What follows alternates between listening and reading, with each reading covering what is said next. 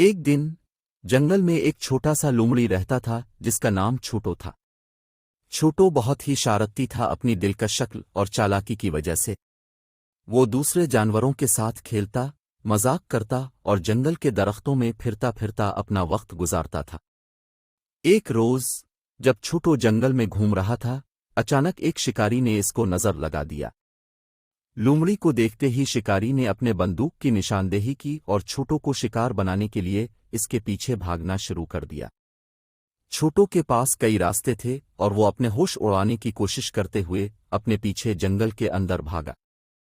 اس کی دوڑ میں ایک پہاڑی راستے کے بلڈوزر کے پاس آن پڑا۔ چھوٹو کے دل میں ایک خوف سا چھا گیا کہ وہ پکڑا جائے گا اور اس کا جنازہ ہو جائے گا۔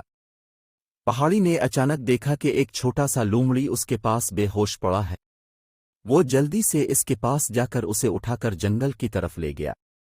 چھوٹو جگا اور دیکھا کہ وہ ایک دوستانہ اور محبت بھرا جانور ہے جو اس کی مدد کر رہا ہے۔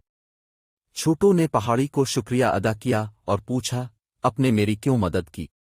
پہاڑی نے مسکرا کر جواب دیا، "میں نے تمہیں دیکھا تھا کہ تم بہت خوشی سے جنگل میں گھوم رہے تھے، اور جب میں نے دیکھا کہ شکاری تم پیچھے پڑ گیا ہے تو میرے دل میں رحم آ گیا اور میں نے تمہاری مدد کرنے کا فیصلہ کیا۔"